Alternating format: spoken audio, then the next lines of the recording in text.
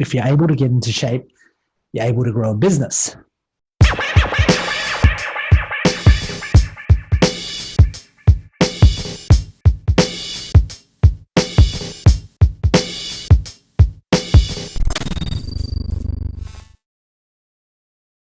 Right, so episode number 8 on the Secrets of the Online Coach channel. We are going to dive into you and your body and how you've managed to produce your body. You are able to produce your business.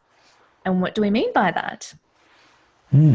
If you're able to get into shape, you're able to grow a business.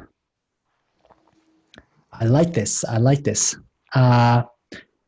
And it's really funny because when I was in tip-top shape, I'd like to say tip-top because that was probably 4 years ago, I was broke.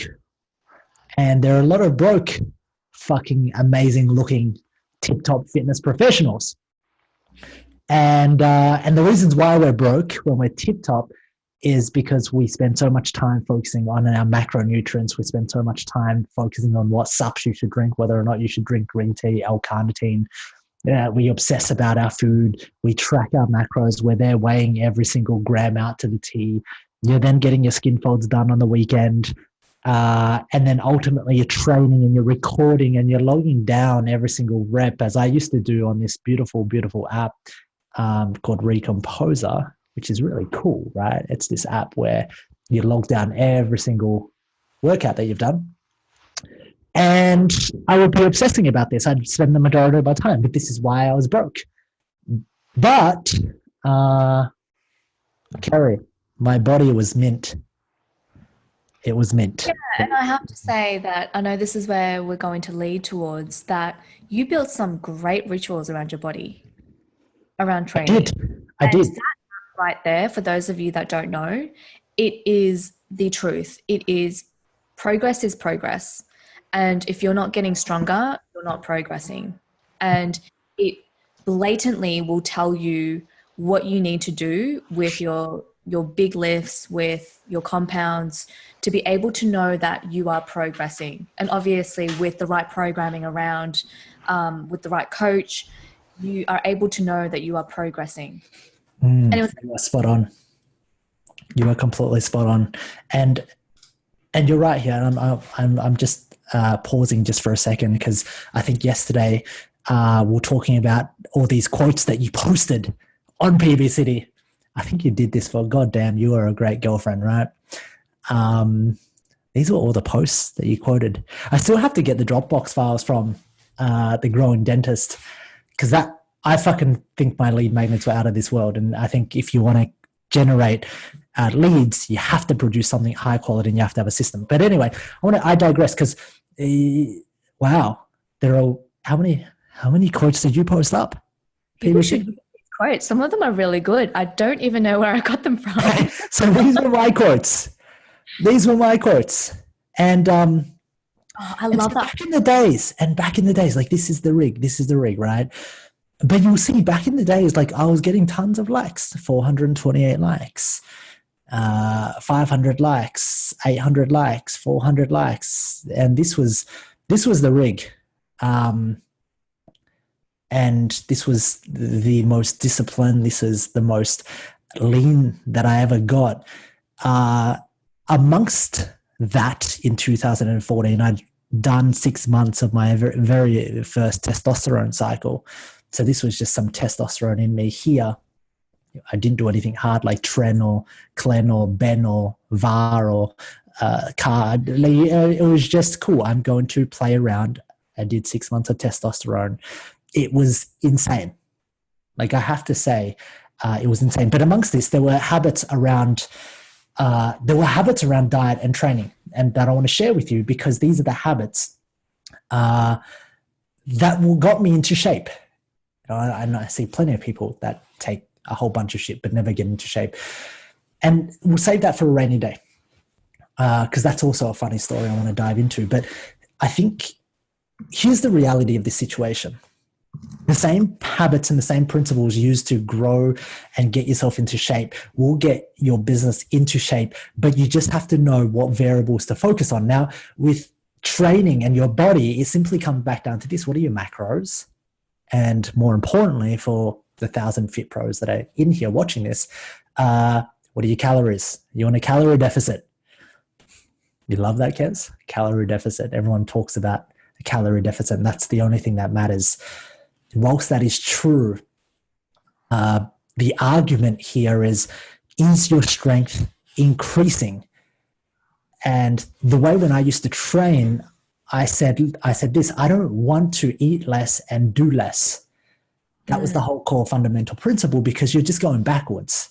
I want to eat and I want to do more. So I'm always looking at my body as this compounding thing, because the more muscle I have, naturally, the more you're going to burn. The more strength that you're going to have, the more calories you're eventually going to burn when you're working out, because your capacity increases. And I said, what's the biggest point of leverage? Cutting calories isn't the leverage, but building muscle is the ultimate form of leverage. Okay, so I'm looking for leverage points. I'm saying if I can get extremely strong, that's going to maximize everything. If I don't get strong, but I cut my calories, I'll be lean, but I'll have to eat 1,300 calories, double that of the fitness model chicks, right? To be able to sustain what I'm sustaining. And so I look at this and I go, okay, there are two variables in your body. There's nutrition, there's training. And funnily enough, when it came to my business, I didn't know what the variables were. So back then, when I looked real good, PBC was going off, I was looking jacked, amazing, felt good too, I was broke. And I was broke because of the two variables. So Kerry, any idea what these variables are in business or habits that I don't know, we should be tracking? So we've got nutrition, we got training, strength. If you're a strength athlete, for body recomposition, what is it if you're in business? What do you think?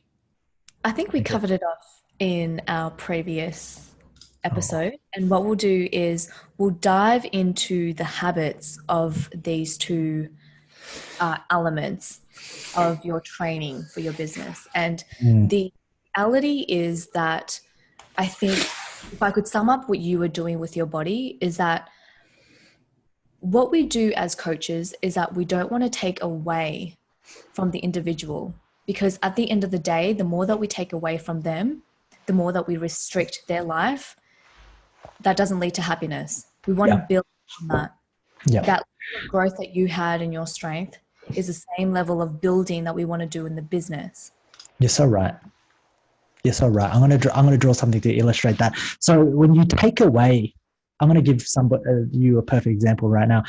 When you take away somebody's calories and you go, cool, you can eat less, and let's say you up the cardio, we know that's kind of like a dead end road. Why?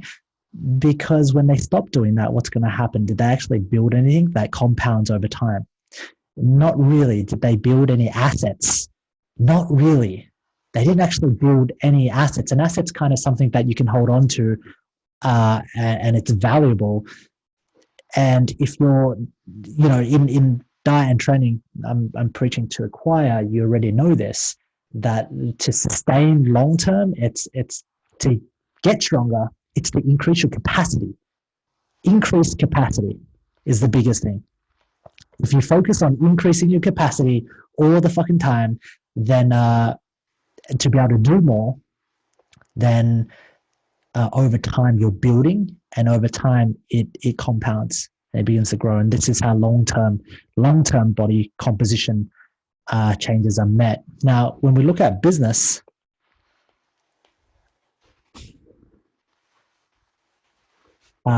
most people, how do most PTs get leads, Kez?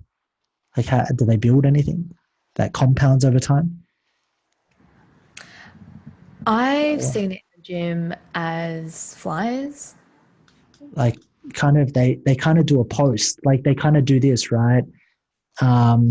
You post some stuff, you post some quads, you get a few hundred likes, you post your bench press, you do all this stuff, and this is cool. Like, content's really cool, and there's nothing wrong with content. but we're always looking for that compounding thing. So how do I do something today and build something today, build an asset today that gets stronger tomorrow? And if you look at the game, it's being able to build, it's being able to run ads and grow this list that you have. Now, this can either be an email list, this can either be something that you own, maybe particularly on a platform. It could be a pixel list. This is like the Facebook pixel. If you come onto my page, and God forbid, if you come onto my page, you'll never stop seeing the end of me, because this little Facebook pixel added you to this, took you from the left-hand side, added you onto the right-hand side with every other person. And this whole idea is you have to be able to build a list and understand how to turn these people from interested to desired, not your desire to them, to being a client, to being a customer, to working with you. So this is the thing. Yeah. Can I also add to that, which is we talked about content, and that content is good, but it feels very indirect, and your ad is very specific. I think with content, what you notice is that it spreads wide, but it doesn't go deep, and it doesn't go spread so wide, so kind of like 5 variations of squats, right? Or kind of like this, kind of like, who really liked this photo? Did guys dig this photo, or did most of them come from chicks? Most of them come from 80, 70-year-old chicks. You know what I mean? So at the end of the day, what we want to show you today is, number one, there's volatility posting here, because over time, like, had I kept on going, because this was the first 9 months, right? This was me going every day, hard. Then K-Bod came in, she went hard, and I was like, oh shit, this is just not working. Nothing's happening. I'm not getting business. I'm spending time, energy, mind, and things don't seem to be compounding. So when I look at building an asset, I go, okay, cool. Can you run ads to grow your list? If you don't have a big following, you can either grow your list 2 ways. You either go and build your following, and you spend the next 5 years going and building a list of buyers, a list of prospects, or and even then, if you build 500,000, 500,000 followers, like 10,000 of them might be ideal clients. Or you can go out there, run an ad, get your ad to pull in ideal prospects, and then get them into a list. Kerry, which one do you kind of like now? What seems more efficient? What seems to be a better asset for you? Whilst I drink my juice. With context, I would say both. And the context being that when you know what you're building, for instance, when I know what I'm building is my ass, I will focus on the exercises for my ass. Does that make sense? So true. But since you focused on building your ass, you got better results. Starting to get that bubble shape thing that I've never seen on an Asian girl. Asians have flat asses genetically, right? So I try freaking hard, by the way, guys. One day we might get a cameo. But what I mean by this is, what Kerry means is this: use paid ads, build your list, retarget content to your list. So content game is good. We know that. Most people are just too cheap. They don't know how to run ads profitably because they have a shitty offer. You cannot run ads if you're selling something that's $90, $100. You can't run ads if you're selling a $45 supplement. It's just not profitable because it costs you like $4 to get a lead, and then it probably cost you like $180 to get a buyer. So you just paid Facebook $180 to make $45, $5 of which was profit. Well, how do I know this? Because, I worked with supplements. Like, I just have to do the margin. So it doesn't work out, which means, going to my next point, you have to have a high-end program to sell. this goes back to like episode 2. If you don't have a high-end program to sell, then this becomes your existence. Grow a following on Instagram for years and then hope people buy a product only to have to recreate a new product every 3 months for them to buy because they stop buying the old product and now you got to sell them the shiny object only for them to never buy shit again because they're like, no one's buying information, bro. I don't know if you know, nobody's buying information. You're not even buying information. Like you bought 5 courses and you're like, done, I'm done with course. I'm not buying another course. True or false, Kez? Are you going to buy another? Like you bought a fitness program from our boys at Mind Pump. Are you ever going to buy another program again? Never. Fuck no. Which means even if you happen to grow your Instagram following to 500,000, 1 million, 2 million, you have a product that you sell once, you then have to create another product only for it to become less effective every time. Is that compounding? Is that the principle of building capacity, or is it taking away from? Which is why everyone's so fucking stuck. So I want to bring it back to an actual tactic. And I want to talk about what is one thing that they can do on a daily basis, just that they train their body. What can they train on a daily basis for them to grow and build? Yeah. So there are a few key factors. We played around with the conversation of cost per acquisition, which is marketing, and then lifetime value, which is your keeping clients, right? So you got getting clients, you got keeping clients. On a very simple basis, the thing that you need to figure out right now is number one, how to run ads to attract your ideal client into your ecosystem to begin to build your asset, and that is your list. That's the one. Every single day, you should have an ad that grows this list. And if it's expensive, great, get better ads. If it's expensive, great, get better video ads. If it's expensive, great, put out a better offer. If it's expensive, great, because you're competing against everyone else. And if you don't know how to compete, well, we're screwed, because that's the world. We're all in competition. It's just the way it is. And if you don't want to play, well, you're not going to build and get freedom, because freedom comes from consistency, and consistency of income only comes from ads. So step number one, get an ad. And here's the big kicker, because a lot of people go, but Lynn, I tried 3 ads that didn't work. And I go, yeah, I write like 3 ads every hour. And I go, right? Like every night, because you see me, 7 p.m., what am I doing? Writing an ad. Like it's just, this is my arms day, 7 p.m. The second piece is then to put out a piece of content, not on your Instagram, not on Facebook, that adds value to that particular person, in the form of video, audio, email, yada yada. And you can send out an email to your list. You can actually run another ad that delivers value to them. And if you do this just every day, and you don't worry about the rewards, and you don't worry about the money, and you just put in $10 a day in the cold, and then you have a piece of content and you put it out to them. Over the span of a month, you've spent $300. I can guarantee you that you'll sign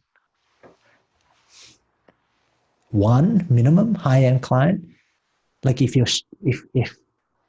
not even that good, and 10, which means you spent $300. You did this for a month. You then pulled out one high-end client, which could be worth $1,000, $2,000, $5,000. I don't know, because I don't know what you're offering them. And that's just 30 days of work. And of course, if you, this is where it compounds though, Kerry, because that was spending $10. Now, if you spend $20, you spend $600 in a month, you do the same thing, you get to minimum. But it's the act of every day building your ads. It is. Not doing it and setting and forgetting it. Yeah. It's about refining it, optimizing it, creating new ones. Yeah, and this is the game, because so many people will go, but Lynn, I don't know about ads. And I go, it's like your client's going to you, I don't know about nutrition. The moment And if they don't know, they'll never win. Mm. Your clients to you that go, I don't know what to eat, and you tell them what to eat, they'll never win long term because they'll stop, they'll eat shit, and then they'll fall back to it. But I didn't know. The only way, if you want to create mastery for them long term, is to what? Get them to take full ownership over what they put in their mouths. Same thing with advertising. But I don't know, Lynn, I'll hire somebody else. I'll hire an agency. And it's like, well, shit, it's the same thing as that nutrition person that doesn't know what to eat, hires somebody to tell them what to eat, but never gets the result because they never take ownership of what they put in their mouth. And there's a lot of you that will listen to this going, well, I want an agency. And I go, well, until you figure it out, here's how you grow a fucking company or a business. You got to figure it out first. You got to figure it out, and then you begin to delegate once you figured it out.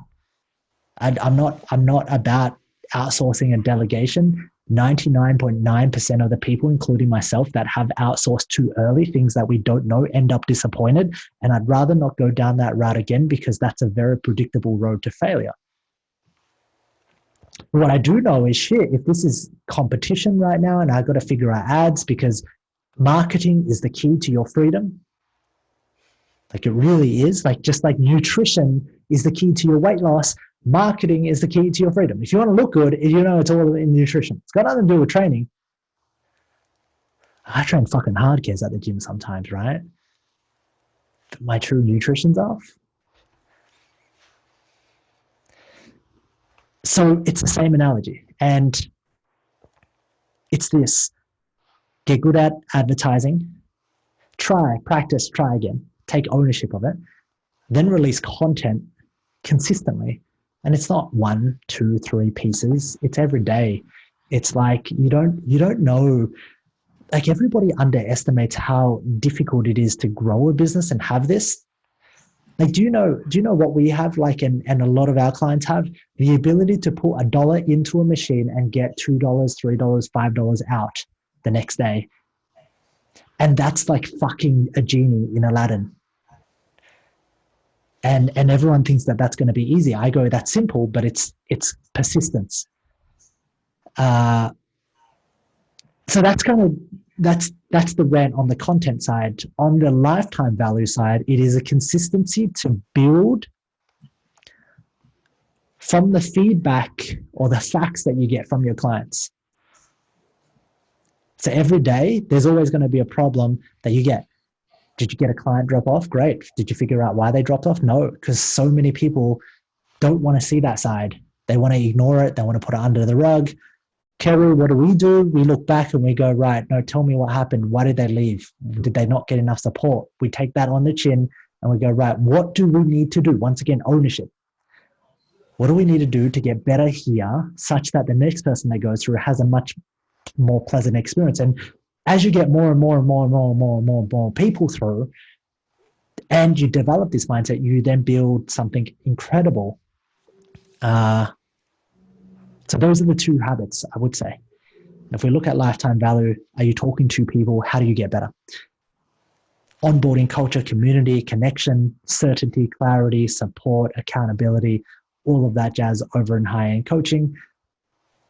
Cost per acquisition wise, are you running advertising? Not just running, are you fucking getting better at it every day? And then are you nurturing? And that's it. Then you amplify that. Then you can throw more money, and then you can get coaches, and then you can outsource, and then you can do all of that shit. But it's just so sad to see so many people give up so easily and so quickly, because like that's what hurts me the most. That people think that success is easy, and they know success is going to be hard. They hear the cliches that you have to fail 1,000 times. But then when they fail twice, they're out. But before they come in, they go, yeah, I'm going to fail 1,000 times. I'm ready. I'm fucking all in. I'm committed. I'm going to do this. I've set my goals. And then they fail twice and they go, I'm out, bro. Like, I can't do it. Like, commitments drop. And I think that's a big thing that we have to address, that most people cannot keep their fucking word. Like, their word means shit. And this is why they fail, because they don't take their word seriously. And Further to that, there is this one habit that you have that I admire so much, and I call you like Pac-Man. Because I go, as soon as Kerry says something, she'll fucking do it. And if she doesn't, then she will actually go, I fucking didn't do it. And you have this pain of resentment, of guilt in you. That's fucking great because you take your words seriously. And I'm not going to go and, because when I see moments of that in you, the husband in me wants to go, it's okay, baby. And I've had to hold myself back to go, no, you know what? It's not okay. Like, I want you to feel this pain so that next time you take your word more seriously. I don't want to take that pain away from you because that's your greatest lesson.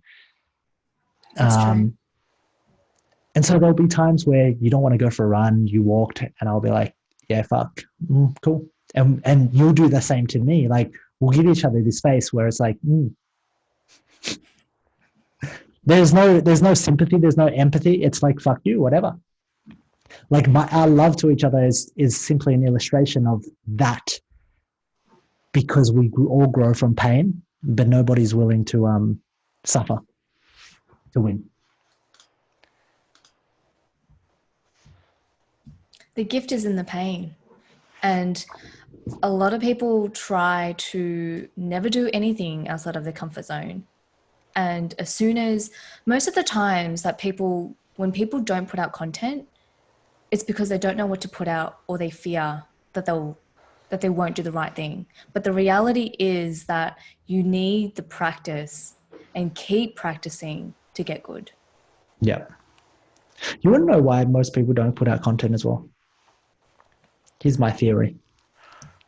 They don't actually feel like they have nothing to share because they aren't living by any principles, and therefore they don't have any revelations that they encounter in those principles that they hold and stand true to. And what I mean by that is, when you don't live by a principle and you live by anything, whatever you share is very surface level.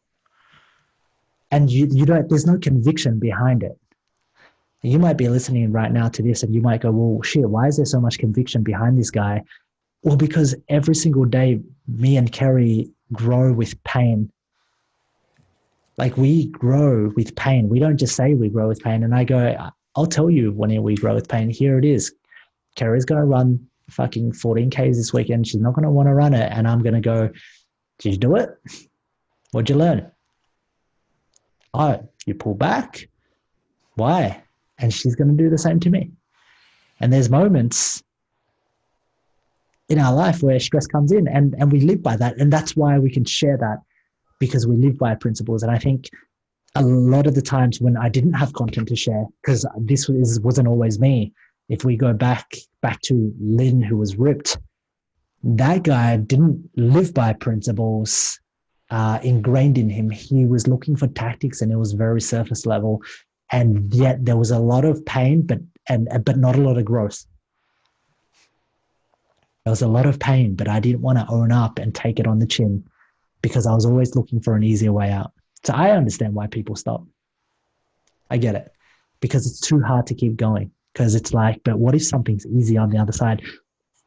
But it's the same pattern coming up again and again and again. They'll start something else only to stop.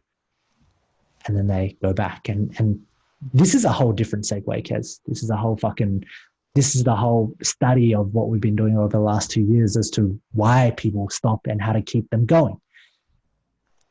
But I think we're going to wrap up here. I think we've gone pretty deep, and we looked at nutrition, we looked at training.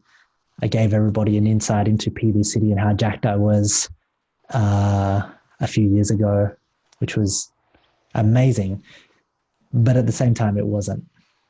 So moving forward, the 2 habits that you need to build in business: number 1, you need to market the fuck out of your business. And number 2, you need to improve your program.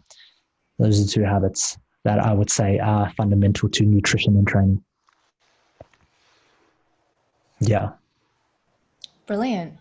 And I think also the analogy that we love giving with fitness is that we truly learn so much through fitness, and we learn so much through business. And then we marry the 2 up together, And it becomes really, really powerful because now we get to speak to you guys through the language that you guys understand, which is training daily. Like things that come to you by second nature now is not second nature to the average person on the That's street right. who is still trying to understand what a carb is. Mm. Like once you're in the zone, you're in the fucking zone. Once you're in the dieting zone, you're in. You don't even think about eating cake. I just remember like when I was in the zone, I wondered why people ate junk food.